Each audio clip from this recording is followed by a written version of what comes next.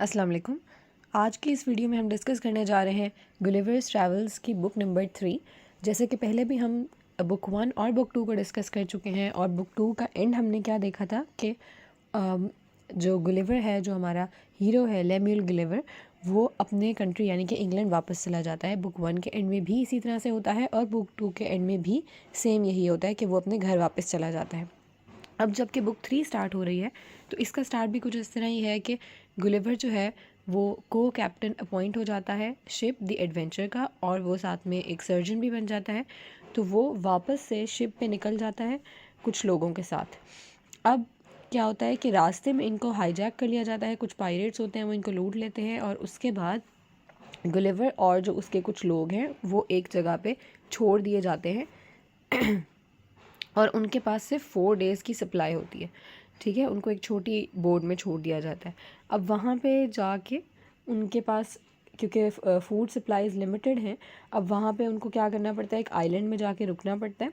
वहाँ पे वो एग्स वगैरह खाता है, सो जाता है, फिर उठ जाता है। मतलब इसी तरह से वो अपने दिन रात गुजार रहा होता है। उसको लगता है कि बस अब ये उसका लास्ट टाइम आ गया, क्योंकि उसके पास आगे मज़ीद कुछ भी खाने को नहीं बचा होता।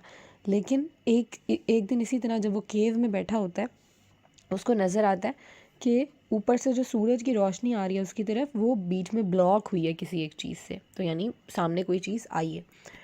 तो वो देखता है कि एक बहुत बड़ी सी एक बॉडी है, एक ओपेक बॉडी। ओपेक यानी कि ऐसी कोई चीज़ जिससे कि लाइट पास नहीं कर सकती, ऑब्वियसली क्योंकि सनलाइट उसकी ब्लॉक हुई है। तो वो देखते हैं कि ये क्या चीज़ है जो कि सन के सामने उड़ रही है। वो अपने पास से दूरबीन निकालता है, उसके पास बाइनोकुलर्स होती हैं, वो उनसे देखता है। तो उसको नज़र आता है कि एक ये आइलैंड है जो कि उड़ रहा है और उसके ऊपर कुछ आदमी भी हैं। तो उसको लगता है कि यहाँ पे अब उसके पास कोई हेल्प के लिए लोग आ गए हैं आखिरकार। तो वो उनको इशारा करता है, उनसे हेल्प मांगता है। तो वो आइलैंड मूव करता हुआ उसकी तरफ आ जाता है, और वहाँ पे जब वो हेल्प के लिए बोलना शुरू करता है तो उसको पता चलता है कि ये जो लोग इसके ऊपर हैं ये इंग्लिश नहीं बल्कि कोई और लैंग्वेज बोल रहे हैं। तो सिर्फ वो इशारे से हेल्प मांगता है। अब क्या होता है कि एक चेन होती है जिसको फेंका जाता है गुलिवर की तरफ, ताकि वो इस चेन से क्लाइंब करके ऊपर की तरफ आ जाए। अब क्या होता है, गुलिवर ऊपर आ जाता है। ऊपर आने के बाद वो क्या देखता है कि जो लोग हैं इसके ऊपर, जो आइलैंडर्स हैं, क्योंकि ये एक आइलैंड है तो इसके ऊपर जो लोग हैं उनके जो कपड़े हैं वो बहुत ही डेकोरेटेड किस्म के हैं। और वो डेकोरेट किस चीज़ से हुए हुए हैं, म्यूज़िकल इंस्ट्रूमेंट से और सेलेस्टियल बॉडीज़ से, जैसे कोई स्पेस की हेवनली बॉडीज़ होती हैं उनसे। इन लोगों को क्या कहा जाता है वहाँ पे इन लोगों को वहाँ पे फ्लैपर्स कहा जाता है। फ्लैपर्स वो सर्वेंट्स होते हैं जो कि वहाँ पे घूम रहे होते हैं और जिनका काम क्या होता है कि अगर उनके पास एक ब्लैडर होता है जिसके अंदर फिल होते हैं छोटे छोटे पत्थर, और उनका काम ये होता है कि उन्होंने उन लोगों को पत्थर मारने हैं, उन लोगों के कानों पे पत्थर मारने हैं जिनको सुनने की ज़रूरत है, और उन लोगों के माउथ पे पत्थर मारने हैं जिनको बोलने की ज़रूरत है, और वो ये काम नहीं करते, या शायद वो भूल जाते हैं इसीलिए नहीं करते। तो ये उनका काम है और इसीलिए उन लोगों का नाम फ्लैपर्स रखा गया। वो वहाँ पे फ्लैपर्स से मिलता है, फिर वो बात वहाँ पे करता है और उन लोगों से बातचीत करने की कोशिश करता है, उनकी लैंग्वेज समझने की कोशिश करता है। उनका ऑब्वियसली हर जगह जहाँ पे भी ये जाता है वहाँ पे लैंग्वेज बैरियर ज़रूर आता है। अच्छा, अब यहाँ पे इसको किंग से मिलवाया जाता है जो कि एक बहुत ही बिजी पर्सन है, और वो बिज़ी किस चीज़ में है, एक मैथ प्रॉब्लम को सॉल्व करने में बिज़ी है। और बेसिकली ये जगह जहाँ पे वो आया है, इस जगह का क्या नाम है, तो इस जगह का नाम है लपूटा। अब यहाँ पे हम देख रहे हैं कि पहले भी जॉनथन स्विफ्ट ने एक कुछ अनोखे अनोखे नामों के कंट्रीज़ को इंट्रोड्यूस कराया है। ये सारे जो हैं ये फ़िक्शनल एरियाज़ हैं, फ़िक्शनल कंट्रीज़ हैं, रियलिटी में एग्जिस्ट नहीं करते। जॉनथन स्विफ्ट ने कुछ फ़िक्शनल कंट्रीज़ को अपने कामों में इंट्रोड्यूस वो लाजमी कराते हैं। उसका मकसद ह्यूमन सटायर होता है। जैसे मैंने पहले भी बताया था कि यहाँ पे भी हम जैसे कि बाकी दोनों बुक्स में हमें काफ़ी ज़्यादा सटायर देखने को मिला था, तो ऑब्वियसली इधर भी हमें सटायर देखने को मिलेगा। और उस सटायर का मकसद क्या होता है कि इंग्लैंड में जो भी उस टाइम पे बुराइयाँ थी जो कि जॉनथन स्विफ्ट हाईलाइट करना चाहते हैं, तो वो अपनी फ़िक्शनल स्टोरीज़ के थ्रू उनको हाईलाइट करते हैं और फिर उनके ऊपर एक तरह का तंज करते हैं, तनकीद करते हैं। चलिए अपनी स्टोरी को कंटिन्यू करते हैं कि वो किंग के पास जाता है गुलिवर, और वहाँ पे उसको फूड सर्व किया जाता है। ऑब्वियसली उनके पास एक गेस्ट आया था तो उसको फूड सर्व किया जाता है, लेकिन वो फूड कब सर्व किया जाता है, तकरीबन 1 घंटे के बाद। 1 घंटे तक तो किंग जो है वो नोटिस ही नहीं करता कि कोई आया है, क्योंकि वो इतना शदीद बिजी होता है अपने मैथ प्रॉब्लम में। तो यहाँ पे उसी फ्लैपर का काम आ जाता है, जिसका काम होता है पत्थर मार के लोगों को याद कराना कि उन्होंने कुछ बोलना है या कुछ सुनना है। तो यहाँ पे वो फ्लैपर रिमाइंड कराता है किंग को कि उसने गुलिवर को अटेंड करना है। तो गुलिवर को अटेंड किया जाता है, उसको खाना दिया जाता है। खाना जो होता है वो ज्योमेट्रिकल शेप्स में, फिगर्स में कटा हुआ होता है, तो उस तरह का खाना उसको दिया जाता है। फिर वहाँ पे उसको लैंग्वेज भी सिखाई जाती है और फिर ये भी बताया जाता है कि ये जो वर्ड है लेपूटा, इसका क्या मतलब है, इसकी एटमोलॉजी बताई जाती है। तो यहाँ पे उसको कहते हैं कि इसका जो मतलब है, उसका मतलब है हाई गवर्नर, सही। और यहाँ पे इसके 2 वर्ड्स हैं जिनसे ये मिल के बने हैं, सन डांसिंग ऑन द सी और विंग। और फिर ये भी बताया जाता है कि इस जगह का जो कैपिटल है इसका नाम है लगाडो। और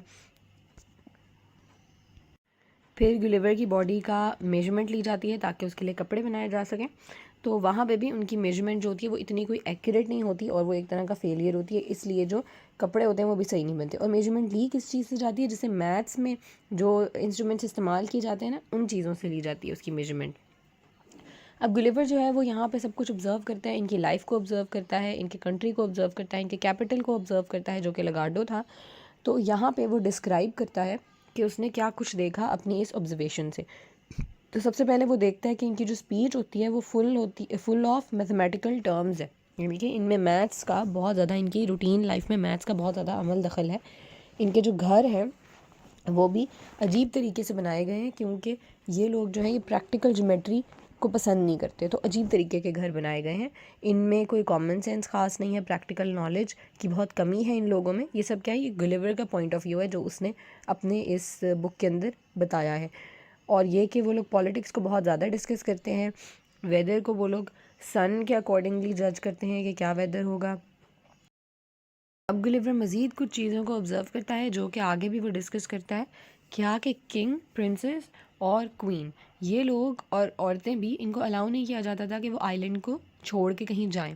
कौन से आइलैंड को, जो ऊपर उड़ रहा था, जो लेपूटा है जिसका नाम, उस आइलैंड को छोड़ने की इन लोगों को इजाज़त बिल्कुल भी नहीं थी, क्योंकि ये लोग फिर वापस नहीं आते थे। और जो इनका कैपिटल है लगाडो, वो क्योंकि उस आइलैंड से सेपरेट करके है, तो वहाँ पे जो जाते थे फिर वो उस आइलैंड में वापस नहीं आते थे, क्योंकि वो आइलैंड थोड़ा स्ट्रिक्ट था अपने रूल्स एंड रेगुलेशंस में, तो वहाँ पे लोग वापस आना ही पसंद नहीं करते थे। तो इसीलिए उनको इजाज़त ही नहीं थी कि ये लोग उसको छोड़ के जाएँ। अब ये हुआ कि गुलिवर को यहाँ पे ना कोई ख़ास मज़ा नहीं आ रहा था, क्योंकि यहाँ पे ज़्यादातर लोग मैथ्स और म्यूज़िक की बातें करते थे और गुलिवर को इन दोनों में कोई ख़ास इंटरेस्ट नहीं था और ना इनके बारे में इसको ज़्यादा कुछ पता था। तो इसको यहाँ पे मज़ा नहीं आ रहा था और ये चाहता था कि यहाँ से छोड़ के चला जाए। थोड़े से लोग थे जिनसे ये बातचीत करता था और फिर ये बोर होना शुरू हो जाता था। तो आखिरकार इसको परमिशन मिल गई कि ये आइलैंड को घूम फिर के पूरा एक्सप्लोर कर ले। तो इसने ये मौका बहुत ही गनीमत जाना और इसने ये एक्सप्लोरेशन अपनी स्टार्ट की। इसने क्या क्या देखा कि ये जो आइलैंड है ये एक 4.5 माइल डायमीटर का सर्कल है, यानी कि ये इसकी लेंथ है from one end to the other end 4.5 mile. और लेपूटा की जो मूवमेंट है, लेपूटा कौन सा आइलैंड है जो ऊपर फ्लोट कर रहा था, तो इसकी जो मूवमेंट है इसको कंट्रोल कौन करता है, स्किल्ड एस्ट्रोनॉमर्स कंट्रोल करते हैं इसकी मूवमेंट को, क्योंकि फ्लोटिंग है ना, मूव करता रहता है। अब इसकी मूवमेंट को कंट्रोल कैसे किया जाता है, वो इस तरीके से कि आइलैंड के दरमियान में एक मैग्नेट है जो कि सिर्फ एस्ट्रोनॉमर्स ही टर्न कर सकते हैं। और किस तरह से उसको वो टर्न करते हैं कि ये जो नीचे किंगडम है, नीचे वाले किंगडम से या तो अट्रैक्ट करे या रिपेल करे। जब ये मैग्नेट को इस तरह से टर्न करेंगे कि ये नीचे वाले मैग्नेट को रिपेल करेगा, तो ऑब्वियसली ये आइलैंड ऊपर की तरफ को जाएगा और कहीं भी मूव कर सकता है। और अगर ये मैग्नेट को इस तरह से मूव करेंगे कि ये नीचे वाले किंगडम से अट्रैक्ट करे, तो ऑब्वियसली अगर ये अट्रैक्ट करेगा तो नीचे जो लोग होंगे वो बिल्कुल क्रश हो जाएंगे, क्योंकि इस आइलैंड ने जाके उसके ऊपर चिपक जाना है। तो अब ये कब इसको अट्रैक्ट करवाते हैं और कब रिपेल करवाते हैं, तो इसकी भी बात उसको पता चलती है गुलिवर को, कि जो नीचे लोग रहते हैं अगर उनके ऊपर किंग वैसे तो ऐसे ही घूमता रहता है और ऊपर से नज़र रखता है, लेकिन अगर नीचे वाले लोग जो हैं वो कोई गलत काम करते हैं, अच्छा बिहेव नहीं करते, तो उनके ऊपर बिल्कुल ले आया जाता है इस आइलैंड को, ताकि उनको ना सूरज की रोशनी मिले और ना बारिश मिले। तो ये होती है उनकी सज़ा। अगर वो फिर भी बात ना सुने तो उनके ऊपर पत्थर फेंके जाते हैं इस आइलैंड के ऊपर खड़े होके। और अगर फिर भी वो लोग बात ना सुने तो आखिरकार किंग ये ऑर्डर्स जारी करता है कि अब बिल्कुल इनको क्रश कर दिया जाए, इस आइलैंड को बिल्कुल उनके ऊपर ले जाया जाए। लेकिन जब क्रश करने की बारी आती है तो किंग बिल्कुल भी क्रश करने नहीं देता कभी भी, क्योंकि किंग बहुत लीनियंट और बहुत नरम दिल है। तो ये सारी बातें गुलिवर को पता चलती हैं।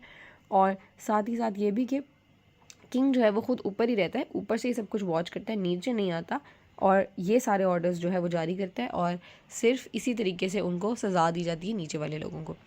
अब गुलिवर को एक और चीज़ की परमिशन चाहिए होती है कि वो लगाडो को विज़िट करके आए, मतलब वो इस आइलैंड को छोड़ के जाए। तो इस चीज़ की परमिशन मांगता है गुलिवर, जो कि आखिरकार उसको इस चीज़ की परमिशन भी मिल जाती है। अब गुलिवर जो है वो जाता है लगाडो की तरफ। लगाडो क्या है, यहाँ का कैपिटल सिटी। वहाँ जाने के बाद एक बंदे से उसकी मुलाकात होती है जिसका नाम होता है मिनोडी। वो उससे पूछता है कि वो लगाडो के बारे में सारा कुछ उसको समझाए और उसको बताए। तो वो बंदा क्या बताता है, वो बंदा सबसे पहले तो अपना एरिया उसको दिखाता है, जो उसका अपना एस्टेट होता है। तो जब वो देखता है तो उसको पता लगता है कि ये एरिया तो बहुत ज़्यादा ऑर्गेनाइज्ड है, जबकि बाकी जो लगाडो का सारा एरिया है वो बहुत ज़्यादा डिसऑर्गेनाइज्ड और मिसमैनेज किस्म का है। तो ये डिफरेंस उसको समझ नहीं आता और ये डिफरेंस समझने के लिए वो मिनोडी के पास वापस जाता है। तो गुलिवर को ये पता चलता है कि बाकी जो लोग थे, लगाडो के जितने भी बाकी लोग थे, उन लोगों को मैथमेटिकल रूल्स सही से समझ नहीं आए। जब भी वो कोई मैथमेटिकल थियोरी या रूल्स अप्लाई करने की कोशिश करते थे तो वो फेल हो जाते थे, जिसकी वजह से उन लोगों को कुछ समझ नहीं आया। और आखिरकार ये सारी मिसमैनेजमेंट सिर्फ उसी वजह से है, क्योंकि हर चीज़ में ये लोग मैथ्स को अप्लाई करते थे और जब उन रूल्स को फेल हुए वो सारे रूल्स, तो इनकी सारी चीज़ें मिसमैनेजमेंट का शिकार हो गई। जबकि वाहिद जो ये बंदा था, इसको सारे rules and regulations and everything सब क्लियर था, इसीलिए इसका सारा कुछ बिल्कुल ऑर्गेनाइज्ड है। इसके जो क्रॉप्स हैं, फील्ड्स हैं, मिल हैं, वो सब ऑर्डर में हैं, सिमेट्रिकल शेप्स में हैं और इसके घर भी रेक्टेंगल शेप के हैं, सब कुछ बिल्कुल परफेक्ट है। लेकिन जो बाकी लोग हैं उनके बहुत ही डिफरेंट और ऑड शेप्स के घर बने हुए हैं और सारा कुछ बहुत ही अजीब व गरीब सा है इधर। ये सब कुछ पता चलता है गुलिवर को। अब गुलिवर जाता है एक अकेडमी में, जो कि थी अकेडमी ऑफ लगाडो। वहाँ पे उसको विज़िट करना होता है। उसको शौक होता है कि मैं देखूँ इसके अंदर ऐसा क्या चल रहा है। वहाँ पे ना लेबॉर्ट्री टाइप का था और सारे लोग काम कर रहे थे। वहाँ पे काम करने वालों को कहते थे प्रोजेक्टर्स, क्योंकि वो अपने डिफरेंट प्रोजेक्ट्स में बिज़ी होते थे। तो अब हम ये देखते हैं कि यहाँ पे प्रोजेक्टर्स किस किस किस्म के काम में लगे हुए थे। तो यहाँ पे जब गुलिवर जाता है तो वो बताता है कि डिफरेंट लोग डिफरेंट एक्सपेरिमेंट्स में बिज़ी थे। कुछ लोग निकाल रहे थे, एक्सट्रैक्ट कर रहे थे सन बीम्स फ्रॉम कुकम्बर्स। कुछ लोग ट्राई कर रहे थे कि ह्यूमन वेस्ट को बैक टू फूड कैसे बनाया जाए। कुछ लोग देख रहे थे कि आइस से गन पाउडर कैसे बन सकता है। कुछ ये कोशिश कर रहे थे कि घरों को हम रूफ से लेके नीचे तक कैसे बना सकते हैं। वैसे तो हम नीचे से स्टार्ट करते हैं ना बनाना, वो देख रहे थे कि हम रूफ से कैसे बनाना स्टार्ट कर सकते हैं जब बिल्डिंग की बारी आती है। कुछ लोग ट्रेन कर रहे थे पिग्स को कि वो हल चला सकें खेतों में। कुछ लोग स्पाइडर्स को ट्रेन कर रहे थे कि वो कलर्ड वेब स्पिन किया करें। कुछ लोग देख रहे थे कि हम कैसे पेंट के स्मेल और उसके टेक्सचर से कैसे पेंट को आइडेंटिफाई कर सकते हैं। तो ये कुछ प्रोजेक्ट्स थे जो कि वहाँ पे गुलिवर ने देखे। फिर गुलिवर इनकी एजुकेशनल विंग में चला जाता है, इसी एकेडमी की, जहाँ पे पढ़ाई वगैरह हो रही होती है। तो वहाँ पे प्रोफेसर्स होते हैं। प्रोफेसर्स जो है वो कुछ पढ़ा रहे होते हैं। क्या पढ़ा रहे होते हैं कि कैसे हम बुक्स लिख सकते हैं मैकेनिक वर्ड रेंडमाइज़र से, मतलब एक ऐसी मशीन जो कि वर्ड्स खुद से बनाए और फिर खुद से बुक्स लिख सकें हम उस तरीके से। फिर कुछ प्रोफेसर्स ये देख रहे थे कि हम मैथ्स इक्वेशंस कैसे याद रख सकते हैं, और वो क्या कर रहे थे, वेफर्स के ऊपर इक्वेशंस लिख के उसको खा रहे थे, तो उस तरीके से हम वो इक्वेशंस याद रख सकते हैं। ये भी कुछ अनोखे से तरीके थे जो वहाँ पे उसने देखे। फिर कुछ लोग ये देख रहे थे कि कैसे हम कम्युनिकेशन करें विदाउट स्पीच, क्योंकि स्पीच अगर हम बोल बोल के बात करेंगे तो उस तरीके से हमारे लंग्स पे बहुत प्रेशर पड़ेगा और हमारा लाइफ स्पैन छोटा हो सकता है। तो इससे बेहतर है कि हम बग़ैर बोले किस तरह से कम्युनिकेट कर सकते हैं। ये चीज़ भी कुछ लोग देख रहे थे। अब वहाँ पे कुछ थे प्रोजेक्टर प्रोफेसर्स। उन लोगों का क्या काम था कि उन्होंने डिस्कस करना था कि हम क्या क्या चीज़ें किस किस तरीके से अपने मुल्क को अपग्रेड कर सकते हैं। उनका ये काम था। तो वो लोग किस चीज़ पे बहस कर रहे थे, वो देख रहे थे कि हमने किन लोगों पे टैक्स कितना लगाना चाहिए। वो टैक्सेशन पे बात कर रहे थे बेसिकली। तो वो कहते हैं कि हमें उन लोगों पे टैक्स लगाना चाहिए जिन लोगों के अंदर टैलेंट्स हैं, जिन लोगों के अंदर बुराइयां हैं, जिन लोगों के अंदर पोलाइटनेस है और जिनके अंदर विट है यानी कि विजडम है। वो कहते हैं इन चीज़ों को हमें टैक्स लगाना चाहिए, और इन चीज़ों पे जिनका मैं अब नाम ले लगी हूँ, इन पे टैक्स बिल्कुल भी नहीं लगाना चाहिए। वो कौन सी थी? जस्टिस, ऑनर, विजडम और लर्निंग। क्योंकि इन लोगों के लिहाज से ये चीज़ें क्या थी? वैल्यूलेस।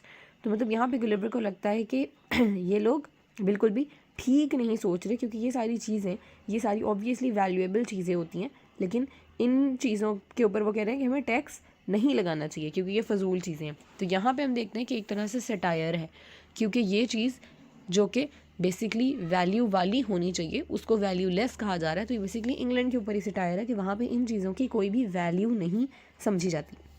फिर वो कह रहे हैं औरतों को अगर टैक्स लगाना है ना तो उनको सिर्फ ब्यूटी और स्टाइल पे टैक्स लगाएं क्योंकि यही वैल्यूएबल है, जबकि चैस्टिटी यानी कि पाक दामनी पे, गुड नेचर पे, गुड सेंस पे, इन चीज़ों के ऊपर कोई भी टैक्स नहीं लगाना चाहिए क्योंकि फिर ये सारी इतनी फजूल है कि इनसे हमें कभी कोई प्रॉफिट हासिल ही नहीं होगा। तो यहाँ पे भी एक तरह से हमें सटायर ही नज़र आता है।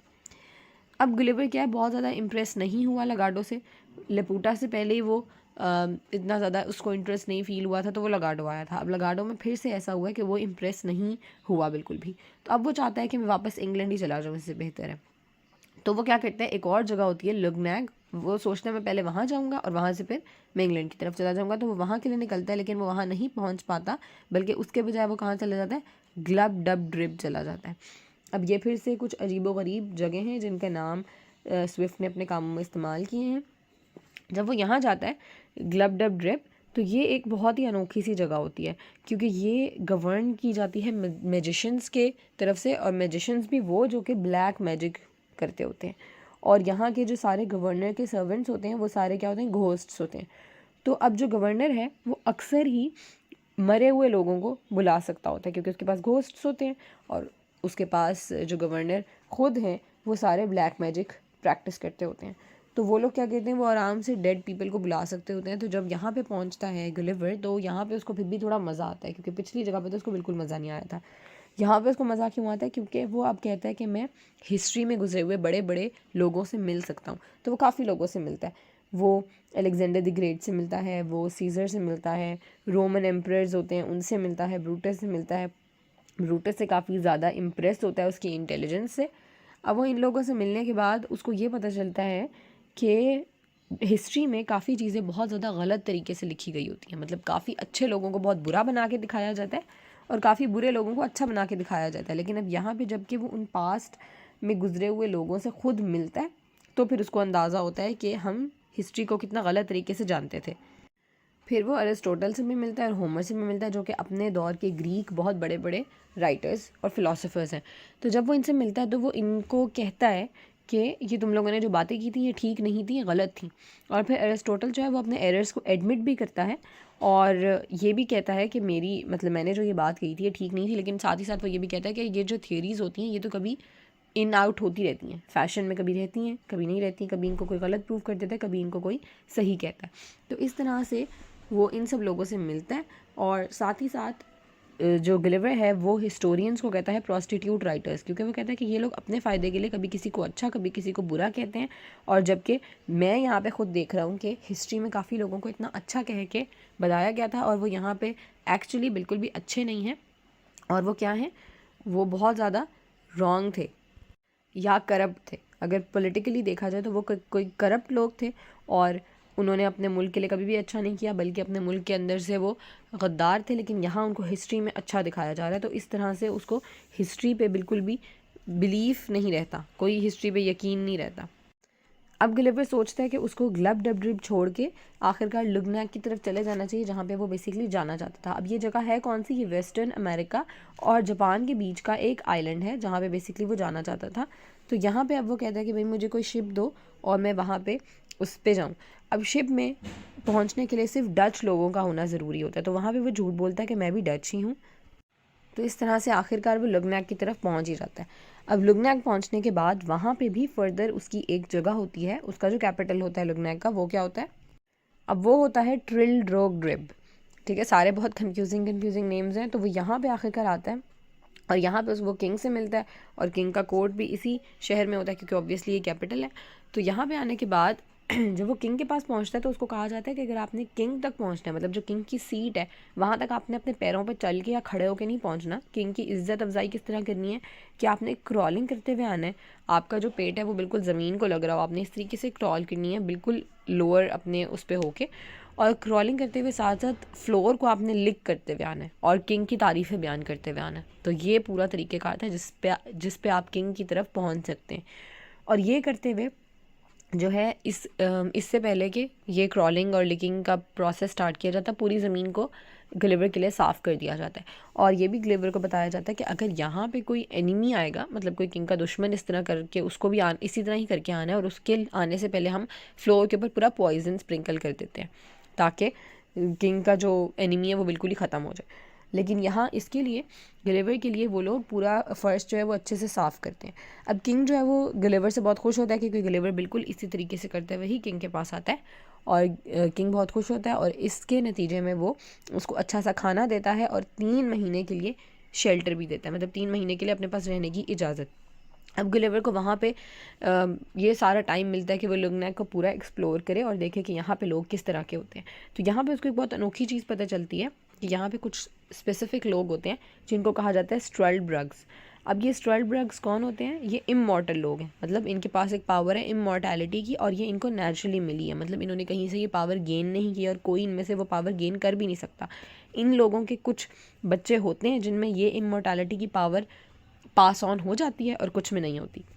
अब ग्लिवर इनसे बहुत इम्प्रेस होता है और बहुत खुश होता है कि भाई ये तो बहुत ही अच्छी पावर है कि हम पूरी ज़िंदगी यहाँ पे रहें और हम मज़े करें अपनी इस लाइफ में। लेकिन जो स्ट्रल्डब्रग्स खुद होते हैं वो बहुत ज़्यादा जेलस होते हैं मॉर्टल लोगों से, क्योंकि उनमें आधे मॉर्टल होते हैं और आधे इमॉर्टल होते हैं, लेकिन जो इमॉर्टल है सिर्फ उन्हीं को स्ट्रल्डब्रग्स कहते हैं, बाकी लोगों को नहीं कहते हैं, बाकी लोग वही नॉर्मल लोग हैं। जो मॉर्टल लोग होते हैं वो स्ट्रल्डब्रग्स से बहुत ज़्यादा नफ़रत करते होते हैं, और इन रिटर्न जो इमॉर्टल स्ट्रल्डब्रग्स होते हैं वो मॉर्टल लोगों से को बहुत ज़्यादा हसरत की निगाह से देखते होते हैं, क्योंकि वो चाहते होते हैं कि काश वो भी मॉर्टल होते हैं, काश कि उनको भी कभी ना कभी मौत आती होती, क्योंकि वो इस इमॉर्टैलिटी वाली लाइफ से बहुत ज़्यादा तंग होते हैं। अब वो इससे तंग क्यों होते हैं? क्योंकि वो स्ट्रल्डब्रग्स जो 80 के हो जाते हैं और 80 से ऊपर उनकी लाइफ चल रही होती है, क्योंकि ऑब्वियसली उनकी तो चलनी ही है, तो उनको लीगली डेड कंसिडर किया जाने लगा होता है, क्योंकि उनको पता होता है कि इन्होंने मरना तो है नहीं, और अब इनकी जो इनहेरिटेंसेस हैं वो आगे कैसे पास ऑन होंगी उनके वारिसों तक। तो वो क्या कहते हैं कि जिसकी एज 80 हो जाए उसको लीगली डेड कंसिडर करके उसकी जितनी भी इनहेरिटेंसेस हैं, जो भी विरासत वगैरह होती है, वो उनके हकदारों तक पहुंच जाती है। तो इससे हमें ये भी पता चलता है कि डेथ, जो कि वैसे हम लोग कितना उस चीज़ को मोर्न करते हैं लोगों की डेथ्स को, लेकिन वो कितनी बड़ी नेमत है कि अगर दुनिया में लोग हमेशा ज़िंदा रहते तो ये कितनी बड़ी मुश्किल बन जाती। नए आने वाले लोगों के लिए जगह खाली नहीं होती, तो नए आने वाले लोग कहाँ पे फ़िट इन करते अगर पुराने वाले लोग ही अपनी जगह छोड़ के ना जाते। तो यहाँ इस चीज़ का भी एक सबक दिया है जोनाथन स्विफ्ट ने इस स्टोरी के थ्रू। अच्छा, अब आगे क्या होता है कि गुलिवर जो है वो यहाँ पे अब उसका रहने का मज़ीद दिल नहीं करता, क्योंकि वैसे वो इस इमॉर्टैलिटी से इम्प्रेस होकर यहाँ रहना चाह रहा होता है, बट अब वो देखता है कि उसको ये चीज़ जो है वो पसंद नहीं आ रही, क्योंकि उसके ड्रॉबैक्स देखना स्टार्ट कर देता है। तो अब वो किंग की ख्वाहिश के अगेंस्ट जाता है। किंग चाहता होता है कि वो वहाँ पे मज़ीद रुके, लेकिन वो चाहता है गुलिवर कि अब वो यहाँ से चला जाए, तो वो वहाँ से जाने की ज़िद करता है। फिर आखिरकार किंग मान जाता है और उसको एक लेटर देता है कि जो वो आगे जापानीज़ एम्परर को दिखाए और फिर उसको आगे मतलब ईज़िली जाने दिया जाए। तो वो लेटर लेता है और वहाँ से चला जाता है। जब वो जापान पहुँचता है तो वहाँ पे जाके फिर से वो प्रिटेंड करता है कि वो डच है, क्योंकि वो लोग डच लोगों को ही ईज़िली एंट्री देते होते हैं। तो वहाँ से उसको एक डच शिप मिलती है और वो यहाँ से भी मतलब जापान में एंटर करता है, फिर जापान से डच शिप लेके निकल जाता है और वहाँ से वो इंग्लैंड दोबारा पहुँच जाता है उस डच शिप में ही, अपने आप को डच प्रिटेंड करता हुआ। वहाँ इंग्लैंड में पहुँच जाता है रेडरिफ के इलाके में, और इसके बाद आखिरकार वो अपनी फैमिली से मिलता है 5 साल के बाद। सो यहाँ पे हमारी बुक 3 जो है वो एंड होती है, और obviously to be continued still, because इसके आगे जोनाथन स्विफ्ट ने इसकी लास्ट बुक जो कि बुक 4 है वो भी लिखी थी, और जो कि वो भी बहुत ही एक इंटरेस्टिंग स्टोरी के साथ। सो आई होप जो बुक 3 थी वो पूरी आप लोगों को समझ में आ गई होगी, और अगर वीडियो पसंद आई है तो इसको लाइक ज़रूर कर दीजिएगा, और please subscribe to my channel अगर आप चाहते हैं कि मज़ीद इस तरह की वीडियोज़ आप तक पहुँचती रहे। अनटिल द नेक्स्ट वीडियो, अल्लाह हाफिज़।